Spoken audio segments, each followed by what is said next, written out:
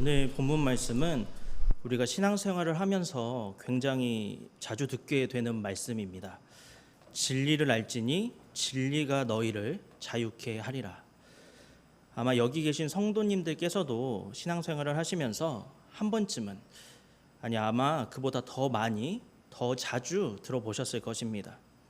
그런데 여러분은 어떠신가요? 여러분은 정말로 자유로운 인생을 살고 계십니까? 혹시 예수님을 믿기 이전에는 나는 정말 자유롭지 못했었는데 정말로 예수님을 영접하고 나니까 이런 자유를 또 누릴 수 있을지 모를 정도로 정말 자유롭다, 이런 삶을 살고 계신 분이 계십니까? 진리가 우리를 자유롭게 한다는 예수님의 그 말씀이 여러분들의 실제 삶 속에서 역사하고 있습니까? 요한복음 14장 6절을 보면 이렇게 기록이 되어 있습니다. 예수께서 이르시되 내가 곧 길이요 진리요 생명이니 나로 말미암지 않고는 아버지께로 올 자가 없느니라. 오늘 본문에서 예수님은 진리가 너희를 자유롭게 할 것이다, 이렇게 말씀하셨습니다. 그리고 방금 읽은 요한복음의 말씀에서 내가 곧 진리다, 이렇게 말씀을 하셨습니다. 예수님의 말씀은 결국 진리이신 예수님께서, 진리인 내가 너희를 자유롭게 할 것이다 라는 말씀인데, 실제로 여러분은 예수님을 믿고 또 신앙생활을 하기 시작하시면서 그렇게 자유로움을 느끼고 계십니까? 아마도 그런 경험이 별로 없으실 겁니다. 자유롭기는커녕 더 많은 속박과 책임과 의무 때문에 신앙생활을 하기 전보다 오히려 더 부자유해진 것 같은 그런 느낌이 아마 많이 드실 겁니다. 실제로 그렇지 않으신가요? 저만 그런가요? 신앙생활을 하기 전에는 우리의 삶의 주인은 바로 나 자신이었습니다. 그래서 인생을 살아갈 때에 남의 눈치를 볼 필요도 없었고 그저 내가 원하는 대로 하면 그만이었습니다. 먹고 싶은 음식을 먹고 가고 싶은 곳에 가고 하고 싶은 취미 활동도 하고 만나고 싶은 그런 사람들을 만나면서 내 마음대로, 내가 원하는 대로 내 삶의 주인으로서 권리를 누리면서 살면 됐습니다. 그런데 예수님을 영접하고 믿음을 갖고 난 이후에는 어떠신가요? 우리 삶의 주인이 내가 아니라 하나님이라는 것을 알게 되니까 내가 원하는 삶을 살기보다는 하나님의 영광을 위해서, 하나님의 기쁨이 되기 위해서 그런 삶을 살아야만 할 것 같습니다. 그러다 보니까 남들은 다 쉬는 주일에도 교회에서 봉사하고 헌신합니다. 하루 종일 회사에서 또 가정에서 열심히 일하고 이렇게 수요일 저녁에 교회에 나와서 예배도 드립니다. 또 새벽에 일어나서 기도도 하고요. 또 일상생활 속에서 교회에 다닌다는 이유로 뭔가 손해를 봐야만 하는 것 같습니다. 예수님을 믿는다는 이유로 마음속에 여러 가지 감정들을 억누르고 살아야만 할 것 같습니다. 왜 이런 일이 발생하는 것일까요? 예수님께서는 분명히 우리가 자유케 될 것이다, 진리가 너희를 자유케 할 것이다, 이렇게 말씀을 하셨는데 왜 예수님의 말씀은 예수님을 믿는 우리와 그렇게 괴리감이 있는 것일까요? 예수님의 그 말씀과는 반대로 오히려 우리의 삶은 더 부자유하고 더 속박당하는 것 같고 더 불편하고 더 많은 책임과 의무를 짊어져야만 하는 것 같습니다. 잘 생각해 보면 이건 뭔가 분명 잘못이 된 것입니다. 그래서 우리는 이 시점에 한 가지 질문을 던져볼 수 있습니다. 혹시 예수님께서 말씀하셨던 그 자유와 우리가 생각하는 그 자유가 서로 다른 것은 아닐까요? 여러분이 생각하는 자유란 무엇입니까? 사전을 찾아보면 자유가 무엇이냐면 외부적인 구속이나 무엇에 얽매이지 아니하고 자기 마음대로 할 수 있는 상태, 그것이 곧 자유라고 정의가 되어 있습니다. 즉 오늘날 우리들이 흔히 생각하는 자유는 내가 내 마음대로 하는 겁니다. 예수님을 믿기 전처럼 내 인생의 주인이 되어서 먹고 싶을 때 먹고 쉬고 싶을 때 쉬고 자고 싶을 때 자고 놀고 싶을 때 노는 것이 자유라는 것입니다. 그런데 예수님께서 이 땅에 오신 이유가 이 자유 때문일까요? 우리가 우리 마음대로 놀고 먹고 쉬고 자도록 하기 위해서, 그것을 위해서 예수님께서 이 땅에 오셔서 십자가에 달려 죽으신 것일까요? 그것이 아니라면 예수님께서 십자가에 달려 죽으시면서까지 우리에게 주고자 하셨던 그 자유는 도대체 무엇일까요? 성경 속에서 진리가 너희를 자유케 할 것이다, 이 예수님의 말씀에 서기관들과 바리새인들이 무엇이라고 대답을 했습니까? 우리는 아브라함의 자손이다, 남의 종된 적이 없다, 이렇게 대답을 했습니다. 그런데 당시의 유대인들은 로마의 식민지 지배를 받고 있던 그런 상황이었습니다. 또한 유대인들의 역사를 살펴보면 이 유대인들은 애굽과 아수르와 바벨론 등 여러 나라들의 침략을 받았고 또 그들의 종으로 살기도 했었던 그런 민족입니다. 그런데 이 사람들이 우리는 남의 종이 된 적이 없다, 이렇게 말을 합니다. 말이 안 되는 소리를 하는 것이죠. 이 말은 곧 당시 서기관들과 바리새인들이 생각했었던 그 자유가 최소한 육체적인 자유는 아니다라는 것을 의미합니다. 그들은 이미 과거에도 육체적인 자유를 억압당한 적이 있었고 현재에도 로마의 지배를 받으면서 자유롭지 못한 그런 삶을 살고 있었습니다. 그렇다면 이 유대인들이 생각했던 그 자유란 무엇일까요? 진리가 너희를 자유케 한다는 그 예수님의 말씀에 유대인들은 우리는 남의 종이 된 적이 없다, 이렇게 반박하기 전에 한마디 말을 덧붙였습니다. 우리는 아브라함의 자손이다. 이 말은 곧 우리는 구원받은 하나님의 백성이다. 우리는 죄 아래 있는 것이 아니라 하나님 안에 있다. 우리는 심판 안에 있는 것이 아니라 주님 안에 있다. 그래서 우리는 이미 자유하다, 이렇게 주장을 하는 것입니다. 사실 유대인들의 이 대답은 맞는 말이었습니다. 예수님께서 말씀하셨던 그 자유도 육체적인 자유가 아니라 죄로부터의 자유였고 심판으로부터의 자유를 의미하는 것이었습니다. 즉 유대인들은 최소한 예수님께서 말씀하셨던 그 자유가 무엇을 의미하고 있는지 정확히 알긴 알았다는 것입니다. 그런데 문제가 있었습니다. 그것은 이 유대인들이 자유를 얻는 방법이었습니다. 이들은 우리는 남의 종이 된 적이 없고 우리는 이미 자유하다, 이렇게 말을 했는데 이들이 이렇게 말했던 그 근거는 바로 율법의 행위에 있었습니다. 이들은 율법을 잘 지키면 하나님의 백성이 된다고 생각했습니다. 율법을 잘 따르면 하나님의 진리 안에 거하고 있다, 이렇게 생각을 했습니다. 율법을 준수하는 것만이 심판을 면할 수 있는 유일한 길이라고 생각했습니다. 즉 율법을 잘 지키면 그것으로 자유를 얻게 된다고 생각을 했고 실제로 그렇게 자유를 얻기 위해서 노력했습니다. 그런데 그런 그들에게 예수님께서 뭐라고 말씀을 하십니까? 아니, 너희는 아브라함의 자손이 아니고 아버지의 집에 거할 수도 없는 죄의 종이다, 이렇게 말씀하십니다. 예수님의 이 말씀이 무슨 뜻입니까? 율법의 행위로는 하나님의 백성이 될 수도 없고 심판을 면할 수도 없고 자유케 될 수도 없다는 것입니다. 그리고 예수님의 이 말씀은 오늘날 우리에게도 해당이 되는 말씀입니다. 율법의 준수로는, 율법을 준수하는 우리의 행위로는 결코 하나님의 백성이 될 수가 없습니다.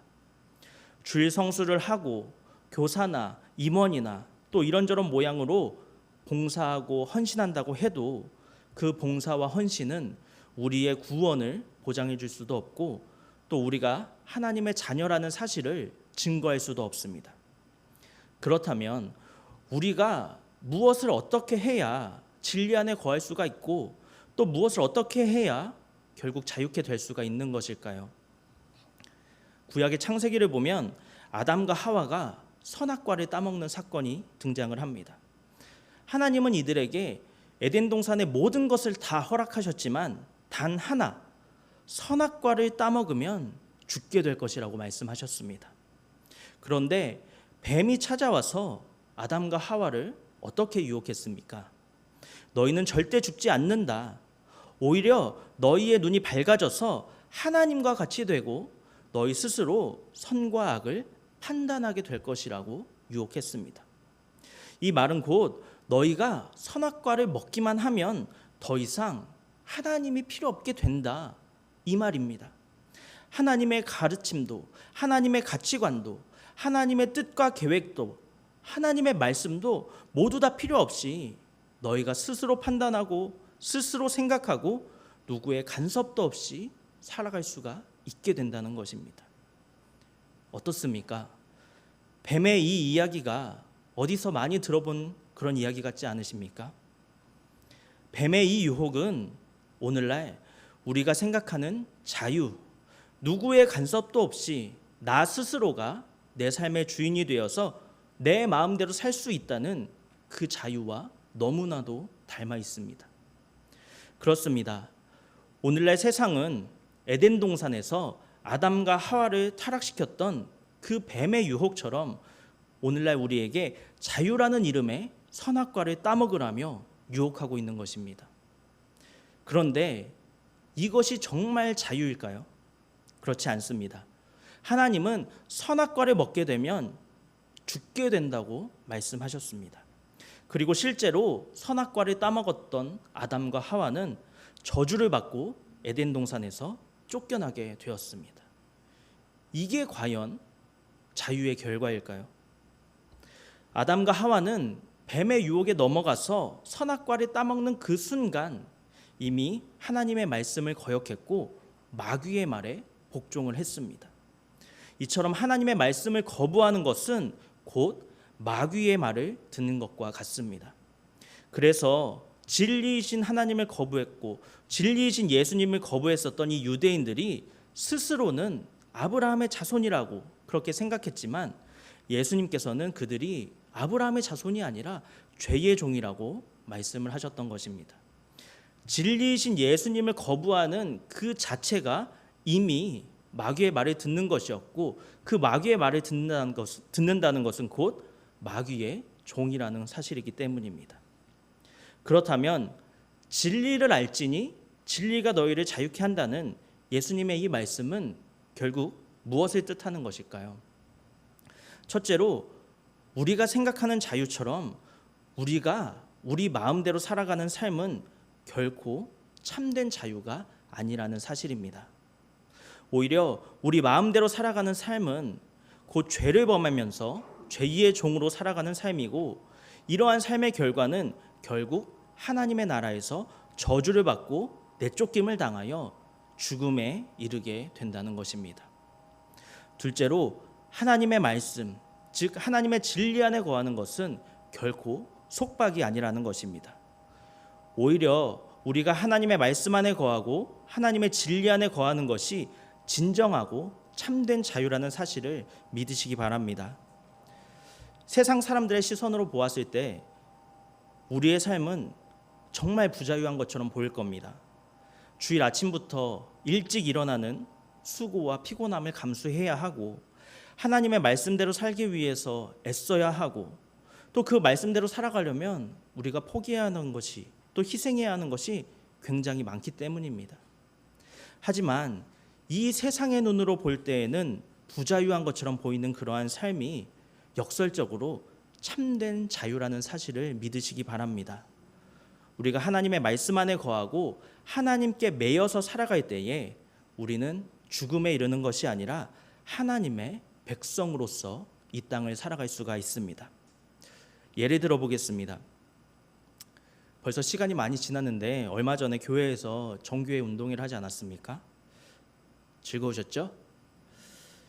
이렇게 우리가 운동회를 했는데 이렇게 즐겁고 안전하게 운동회를 치르려면 꼭 지켜야 하는 것이 있습니다. 바로 규칙입니다. 모두가 규칙을 잘 숙지하고 이 규칙을 잘 지켜야만 아름답고 안전하게 즐겁게 운동회를 치를 수가 있는 것입니다. 그런데 이런 여러 가지 규칙 속에서 이 운동회를 치렀던 우리들의 모습, 우리들의 표정이 어땠는지 잠시 사진으로 확인해 보겠습니다. 너무 사진이 작아서 표정이 안 보이시죠? 다른 사진 한번 보여주시겠어요? 자, 마스크로 얼굴을 가리고 있지만 딱 봐도 웃고 있는 것처럼 보이지 않으십니까? 찡그린 표정이나 하기 싫은 표정, 이런 표정은 보이지 않습니다. 네, 이제 그만 보여주셔도 됩니다. 여러분, 사진을 보시니까 어떠셨습니까? 너무 많은 규칙에 속박되어 있어서 불행한 표정을 짓고 있나요? 아닙니다. 수많은 규칙 속에서 어른부터 아이까지 모두가 즐거운 표정으로 운동회에 참여를 했습니다. 오히려 나는 자유롭게 하고 싶다고 규칙을 어기고 자기 마음대로 하는 사람이 있다면 그 사람이야말로 모든 사람을 불편하게 만드는 사람이고 운동에 참여하는 사람들로부터 소외를 당했을 것입니다. 이 속에서 진정한 자유를 누리고 있는 사람이 누구겠습니까? 규칙을 무시하고 자기 마음대로 하는 그 사람일까요? 아니면 규칙 속에서 운동회에 참여하고 있는 그런 사람들일까요? 당연히 규칙 속에서 운동회에 참여하는 사람들이 자유를 누리고 있는 겁니다. 그 사람들은 운동회에 참여하면서 규칙에 얽매이고 구속당하고 있는 것이 아닙니다. 이 사람들에게는 규칙 속에서 운동회에 참여하는 그 자체가 기쁨이고 즐거움인 것입니다. 오히려 운동회에 참여하지 못하는 것이 부자유인 것입니다. 또 다른 예를 들어보겠습니다. 잠시 짧은 영상 하나 보시겠습니다.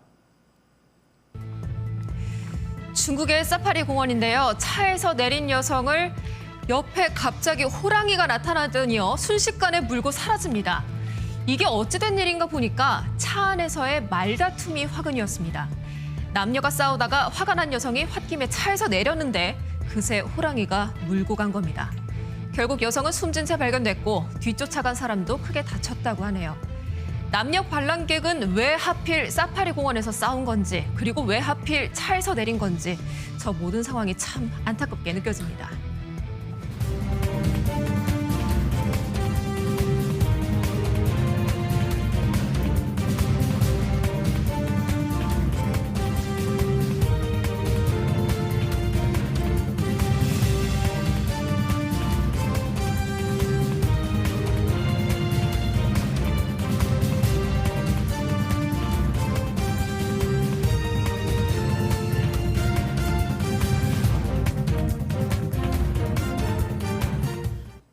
네, 여러분, 이 여자는 어땠습니까?